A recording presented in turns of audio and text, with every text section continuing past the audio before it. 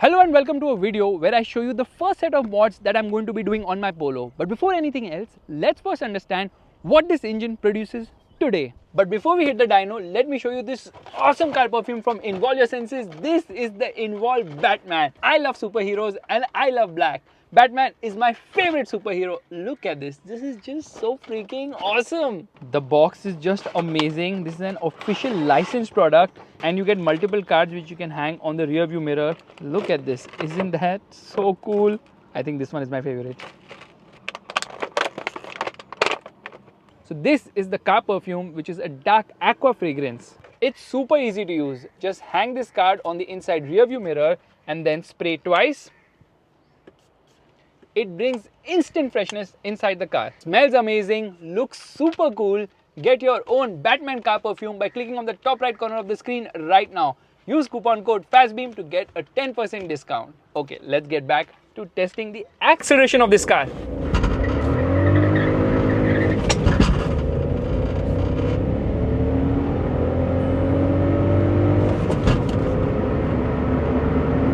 That's 0 to 100 km per hour in just 9.76 seconds. That's quick.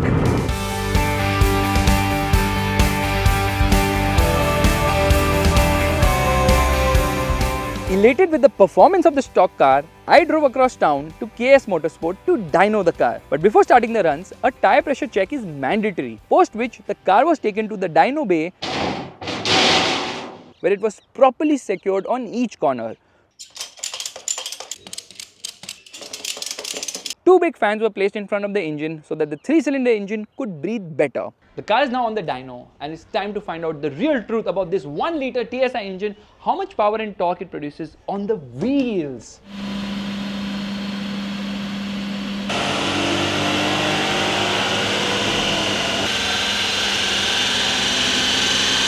After the first run, Karan from KS Motorsport had a lot of good things to say. Damn clean car.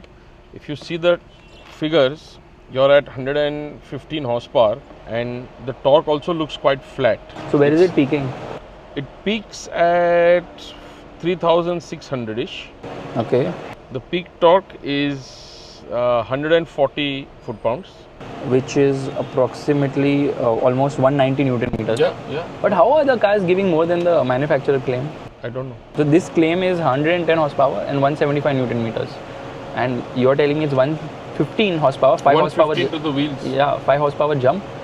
And the torque output is also jumping by around 15 Newton meters. Because usually there's a loss in power from the crank to the wheels, right?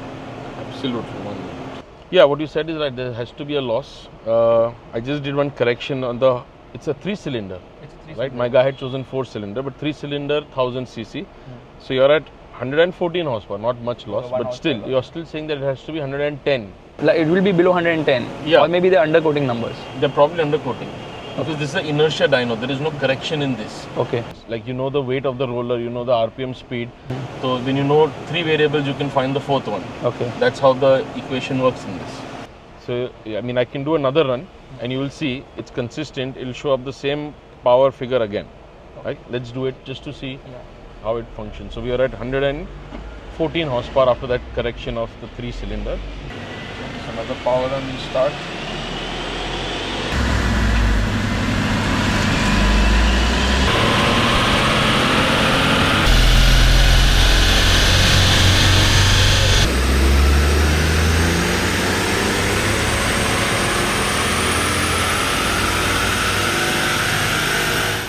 Same thing again, we got 113 horsepower, not 14. 1 horsepower you lost because of heat soak. You've been sitting in the car and chatting. But again, your torque figure is the same between 120 and 140. So what will that be post correction? No, there's no correction. I'm true to the wheels. Okay. The correction I did was I let my computer know that it's a 3-cylinder 1000cc. Okay. My guy had made a mistake. He chose 4-cylinder 1000cc. So I did that correction. But I don't have any correction like the SAE correction that you see. That's required when you want to measure power to the crank. I'm giving you power at wheels. Now it's definitely undercoated from the manufacturer. That's why you're getting 130. We did 2 runs and you got both 130. And torque is almost 190 Newton meters. Yeah. In foot-pounds, it's 136. 136. So this is your torque line, which is flat, almost flat as you call it. So 185 Newton meters. Yeah. So if we do a drag race between this car and the car standing behind, how many cities away will this be? One whole zip code away at least. That is embarrassing. I'm going to come again after a few days. Yeah, but after that's tuning three times your engine size. I know. It's twice a your weight. 2JZ. It's Yeah, a 2JZ. yeah, with a big turbo. So I'll see you later when Yeah, we come back we can after the definitely do a mileage test probably. You'll win on that for sure. For a moment, I forgot about my Polo completely.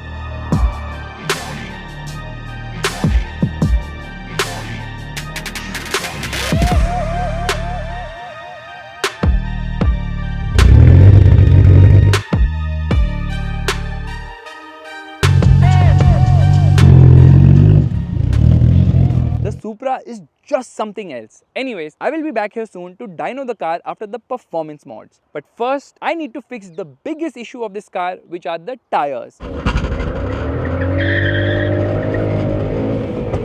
The current tires are so rubbish that the car keeps wheel spinning even on stock power. I have no clue what will happen once I boost the power of this car.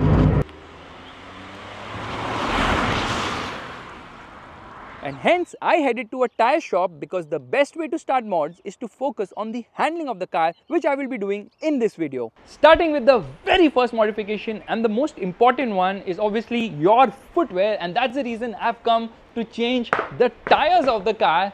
And obviously, since we are upsizing, the alloys are here as well.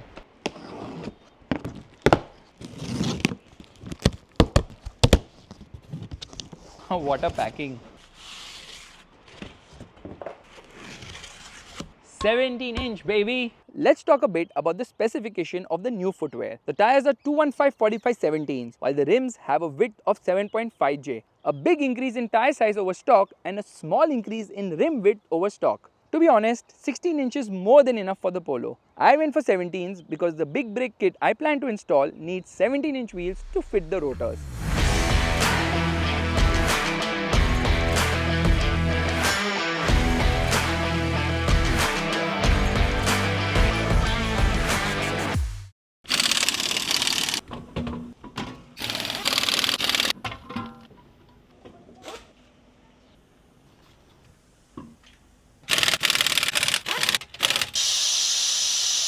Anyways, the tire change didn't take long, and after a quick spin, I realized that the car needed alignment too, which was immediately done. The new tires make the steering feel a bit heavy, but handling has definitely improved.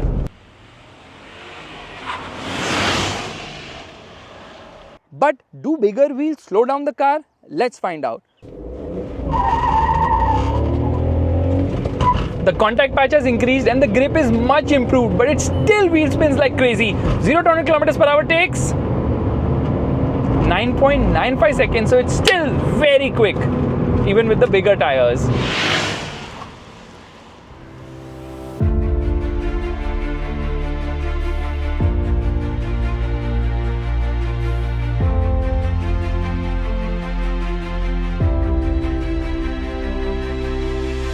Don't these wheels look really cool? I chose this design because I wanted something different. Also, don't they resemble the wheels of a Huracan a bit? But why Neo wheels? Because they are made in India and are BIS certified. But the biggest USP is that Neo wheels offers an online warranty registration and a lifetime warranty. They are also priced very attractively. Neo Wheels is an OEM supplier for a lot of car brands in India, and they claim that their wheels offer great strength, stability, grip and performance.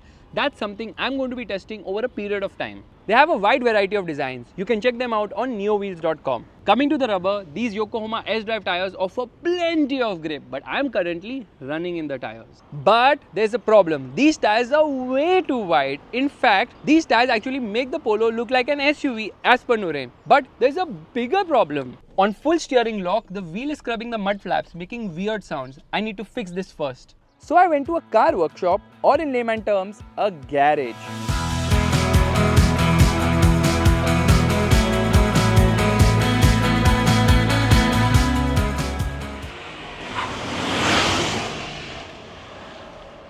Before figuring out the wheel scraping issue, I decided why not lower the car by installing the Koni Sport Suspension Kit, which I got a few weeks back from Motorpoto. So this is the front spring, this is the rear spring, and here we have got the rear suspension, the rear shock. Yeah, this is the rear shock. and the front shock is in this. One second. This is the front shock, and obviously this is going to lower the car, make it much more stiffer. So I'm kind of worried that will the wheels scrape? I think they will, the front ones probably, because there seems to be very little gap between the body and the front wheels. I actually placed a bottle to see what is the difference in the ground clearance after the installation of the new suspension. The car was first lifted and then started the work by first removing the wheel, followed by the disc, which by the way isn't an easy job and took some hammering.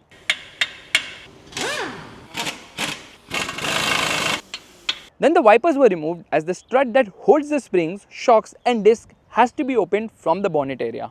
This is actually, oh my goodness, this is really heavy. So this is the original shock arm with the front disc here and the springs as well as the shock ups. It's very heavy and I feel that it's not as stiff as the one we are going to be installing right now. If I was a girl now, I would have pretended to install all of this so that I would have got likes on reels. But let's be honest, let the professionals do their job. मैं जाके कुछ खा के आता हूँ. So while I gobbled up a vada pav, no, I am not kidding. I literally enjoyed the best street food in the world while the mechanics were at work, putting their best foot forward to detach the old shock absorber from the strut arm, greasing it, hammering it, and then banging it real hard to unlink it. They then set up the new suspension by marrying the springs to the shock absorber. It all looks very complex because it is. Thankfully, the machinery helped here and it was hammer time yet again.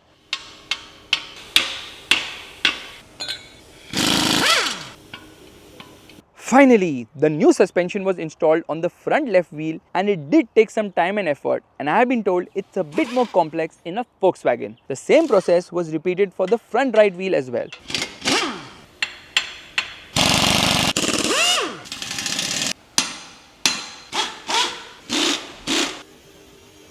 Now it was time to change the suspension at the rear, which turned out to be much easier as the rear has drums.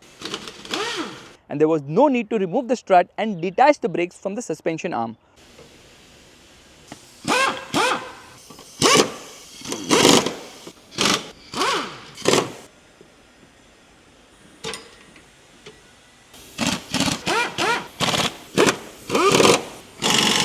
After all four wheels got the suspension change, it was time to remove the front mud flaps. The car was then lowered, both from the lift as well as in ground clearance. At least that's what my bottle tells me, because it's 25 mm lower at the front and 30 mm lower at the rear now. After all the tires were installed,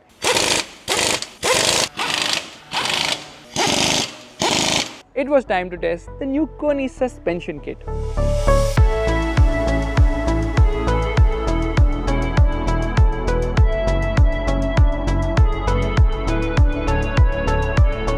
I can tell you that the car feels so much more stiffer now. The ground clearance hasn't reduced much, but the stance has become sick now. I love it. I also love the handling. This car feels razor sharp around the corners and there is very little flex. Yes, the chassis still needs to be stiffened a bit to reduce roll to a minimum. And I have come here to do just that, eliminate the body roll completely. But how is that even possible on a street car? Well, with these rods, or in more sophisticated language, let's call them braces. This is the front strut brace, this is the rear K brace, and this is the underbody anti-roll bar. I sourced all of these from X-Spec Automotive. These have been custom made to make sure my car doesn't roll anymore or rolls much lesser than what it does now. Anyways, let's first quickly install the front strut brace. This car has McPherson struts where the entire suspension load is transmitted vertically to the top of the strut tower, and hence this rod here gives more stiffness between the strut towers to reduce flex.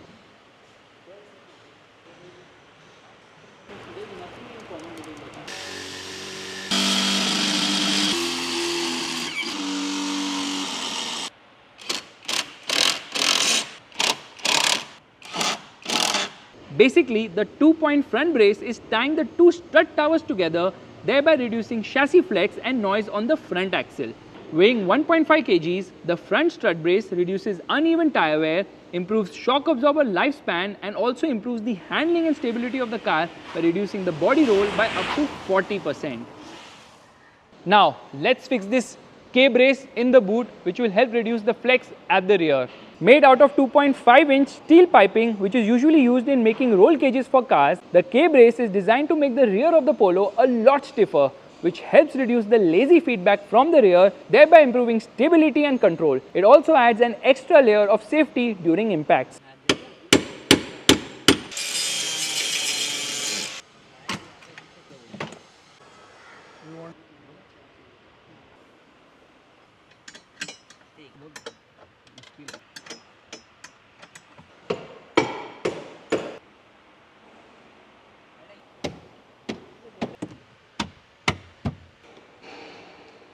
It does eat into the boot space, but I guess the compromise will be well worth it.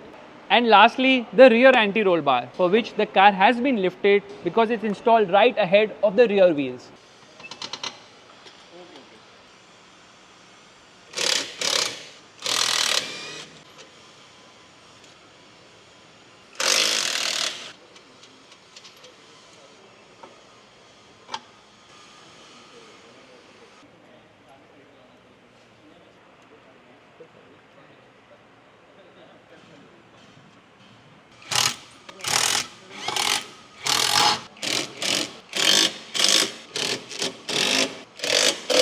Also known as the white line 3-way adjustable sway bar, it's 24 mm thick and helps reduce body roll and understeer. Of course, it improves handling and grip with improved steering feedback, but the biggest USP is spreading cornering loads evenly across the tires, which makes the car sharp on turn-ins, while tire wear is also reduced as the tires are flatter and more upright. This also improves comfort because the car sits flatter through the bends, meaning less movement inside the vehicle. Now, with everything installed, it's time to go for a spin. Hopefully, with the added weight, it does not dull performance. If the Koni suspension kit makes this car handle 90 out of 100, the stock being 65 out of 100, then the braces bring it to 95 out of 100, which is impressive. The body flex is almost gone now, and I simply can't believe the kind of speed I'm able to carry through corners with this much ease. It's unbelievable. The braces are definitely doing their job. But the ride quality has gone for a toss because the new suspension has little to no travel. It's not unbearable, but yeah, you can feel that it's very stiff. The Polo in stock form handles well, but the suspension is a bit soggy and over time it had worn out too. And thus the new suspension and braces transform the handling of the Polo. It's even more fun around the corners now. The Koni Sport Suspension Kit is one of the best solutions to improve the handling of your car.